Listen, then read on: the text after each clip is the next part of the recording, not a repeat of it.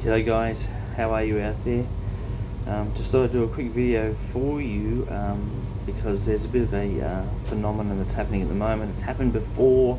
There's YouTube videos on this idea of doomsday prepping or preparing for doomsday. You see in the supermarkets at the moment a lot of products are flying off the shelves. You know, there are empty shelves of things like toilet paper and some basic commodity items, things like that. Panic buying, apparently a lot of it's driven by fear and panic surrounding the pandemic. So every time there's a new wave of cases of coronavirus, people start panicking, they start preparing for doomsday, and they start buying up lots of basic commodity products. Well, I want to warn you against this. Seriously guys, this is not a good idea. It's not biblical, okay? One of the big issues I'm going to talk about here is Matthew 6 verse 19, where it says, and I'll read it for you, "Do not store up for yourselves treasures on earth, where moths and vermin destroy and where thieves break in and steal." Okay, don't go hoarding things, storing up treasure on earth. It's directly against Bible principles.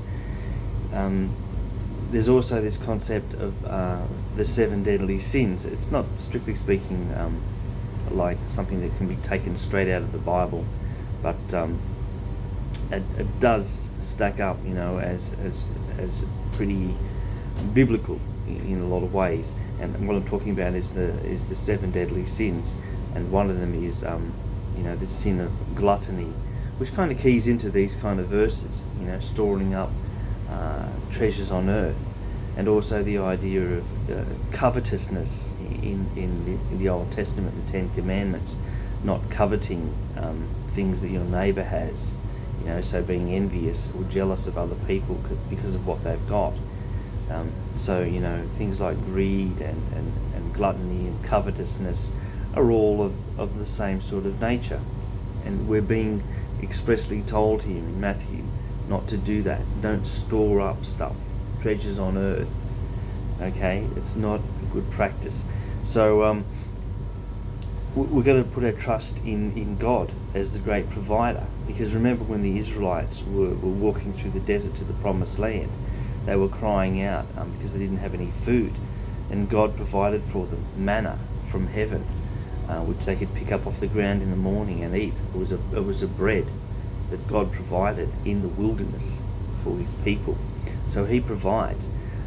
The miracles that Jesus performed, okay, there was more than one occasion where Jesus was able to feed great masses of people, thousands of people literally, just from a few scraps of food. So a couple of pieces of fish and some loaves of bread, and he could feed 5,000 people with that. So God is a great provider. You don't need to worry about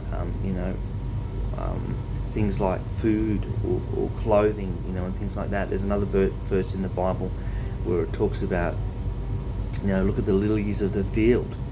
They don't spin or toil, and yet they're clothed better than than a prince on earth.